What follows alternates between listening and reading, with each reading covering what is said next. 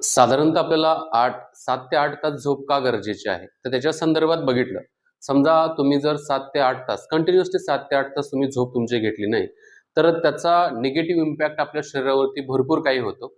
त्याच्यामध्येच काही नकारात्मक आपल्या शरीरावरती होणारे इम्पॅक्ट ते खूप घातक असू शकतात. वन बाय वन आपण चर्चा करू. पहिला जो आहे तो स्मरणशक्ती जी आहे ना, स्मरणशक्ती कमी होते. म्हणजेच आपली जी विचार करण्याची क्षमता आहे, त्याचबरोबर आपली आठवण्याची क्षमता आहे ना, ही जर आपली 7 ते 8 तास झोप कंप्लीट नाही झाली ना, तर नक्कीच काय होते तर कमी होत असते बघा.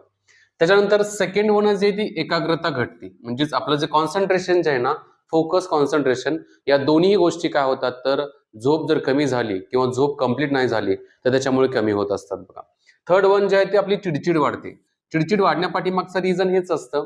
प्रॉपर झोप झाली नाहीये आणि कुठलीही गोष्ट मनासारखी होतच नाही. कारण आपली थिंकिंग कपॅबिलिटी त्या वेळेला काय झाली असते तर कमी झालेली असते. त्यामुळे प्रॉपर झोप होणं काय तर तितकंच गरजेचं आहे.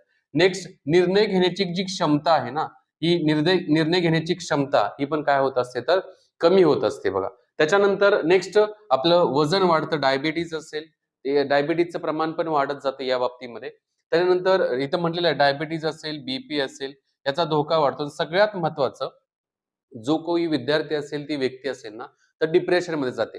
त्यामुळे लक्षात घ्या, की 7 ते 8 तास कंटिन्युअसली झोप होणं खूप गरजेचं आहे.